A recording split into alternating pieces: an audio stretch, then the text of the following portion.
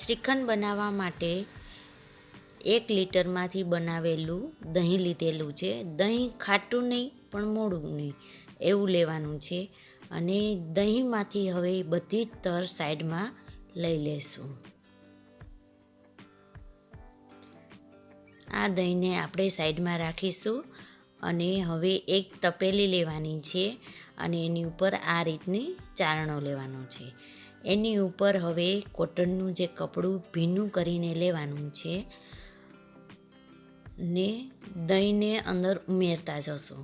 બધું જ દહીં આ રીતે કપડાની અંદર રાખી દેવાનું છે અને વચ્ચેના પાર્ટમાં જે ક્રીમવાળો ભાગ આપણે સાઈડમાં લીધેલો છે એ ઉમેરશું.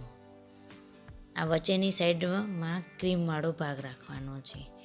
આ જ રીતે બધું જ દહીંને અંદર ઉમેરી દેશું.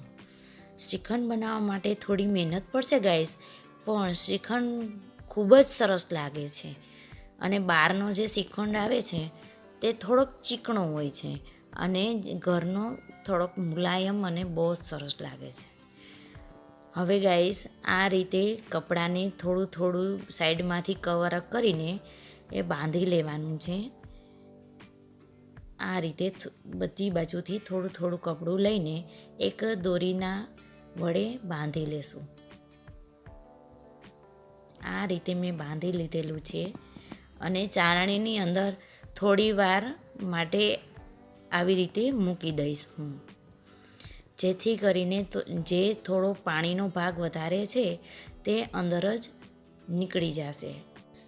10 મિનિટ હું ચાળણીમાં જ રાખીશ અને પછી 2 થી 3 કલાક સુધી હું આ રીતે ટીંગાળી દઈશ.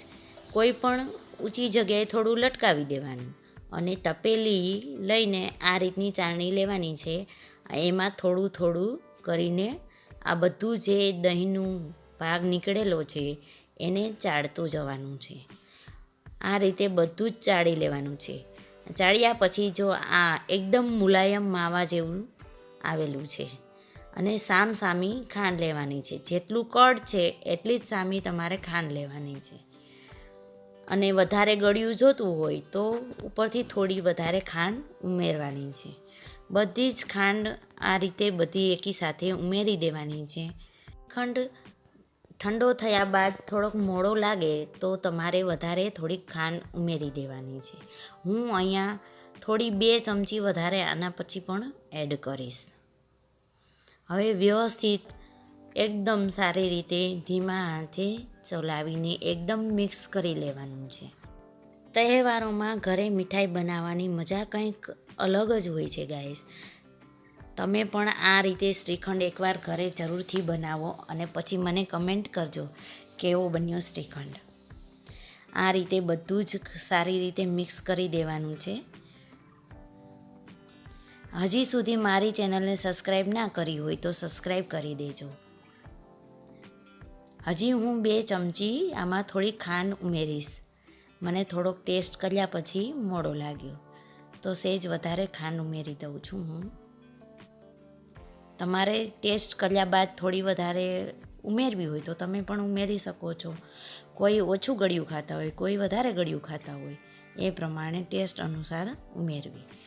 જુઓ ટેક્સચર કેવું છે, વધારે પણ ઢીલું નહીં અને વધારે પણ કઠણ પણ નહીં. આ રીતે કવર કરીને હું 10 મિનિટ હું રાખી દઈશ, જેથી કરીને ખાંડ બધી ઓગળી જાય. 10 મિનિટ પછી જો આ ટેક્સચર આવી ગયું છે અને સારી રીતે પાછું ખૂબ હલાવી લેવાનું છે. આ પ્રોસેસ 1 થી 2 વાર કરી શકો છો, પણ મેં 1 વાર કરી છે તો પણ સરસ ખાંડ પીગળી ગઈ છે. અહીં મેં 2 કન્ટેનર લીધા છે અને દ્રાક્ષને ચોપ કરીને લીધી છે અને કેસરને પલાળીને રાખી દીધેલું હતું. હવે 1 કન્ટેનરની અંદર શ્રીખંડ થોડું ઉમેરતા જશું ને થોડી દ્રાક્ષનું ગાર્નિશિંગ કરતા જશું. શ્રીખંડની અંદર દ્રાક્ષનું કોમ્બિનેશન ખૂબ જ સરસ લાગે છે. જો તમારે દ્રાક્ષ ન નાખવી હોય તો પ્લેન પણ રાખી શકો છો. હું અહીં આવી રીતે થોડી દ્રાક્ષને વચ્ચે લેયરની અંદર ઉમેરતા જઈશ. જે દ્રાક્ષનો ક્રન્ચીનેસ આવશે જે બાઇટમાં તો ખૂબ જ સરસ લાગે છે અહીં બીજું પણ ઉપરથી લેયર રાખી દીધું છે અને પાછું ફરી વાર દ્રાક્ષને ઉપરથી ગાર્નિશ કરી દઈશ. હવે અહીં મેં પલાળેલું કેસર લીધેલું છે. કેસરને બધું અંદર શ્રીખંડની અંદર નાખી દઈશ. આ રીતે થોડું પાણીનો ભાગ રાખીશ ઉપરથી ગાર્નિશ કરવા માટે. હવે શ્રીખંડને બધું જ સારી રીતે મિક્સ કરી લેવાનું છે. કેટલું ખૂબ સરસ લાગે છે. આવી જાય છે ને પાણી.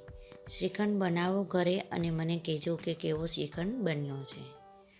જરૂરથી ગાઈસ બનાવો શ્રીખંડ. ખૂબ જ સરસ લાગે છે. આ રીતે બધું સારી રીતે મિક્સ કરી દેવાનું છે. હવે બીજા કન્ટેનરમાં પણ જે કેસરવાળો શ્રીખંડ છે તે ભરી દેવાનું છે. એર ટાઈટ જ ડબ્બા લેવાના છે. હજુ સુધી મારી ચેનલને સબસ્ક્રાઈબ ના કરી હોય તો ચેનલને સબસ્ક્રાઈબ કરી દેજો. વિડીયોને લાઈક કરવાનું ના ભૂલશો. આવી જ રીતે નવી રેસીપી જોવા માટે સબસ્ક્રાઈબ કરો અને સબસ્ક્રાઈબ કરવાથી અમને ખૂબ જ મોટિવેશન મળે છે ગાઈસ. આ રીતે 2 કન્ટેનર રેડી થઈ ગયા છે. ઉપરથી મેં કેસરથી ગાર્નિશ કરી દીધું છે અને આ દ્રાક્ષથી ગાર્નિશ કરેલું છે. બંને કન્ટેનરને હવે ઉપરથી ઢાંકણ ઢાંકીને બંધ કરી દેશું. આ શ્રીખંડને 4 થી 5 કલાક ઓછામાં ઓછી ફ્રીઝરની અંદર રાખવાનો છે અને પછી સર્વ કરવાનો છે. તો તૈયાર છે શ્રીખંડ.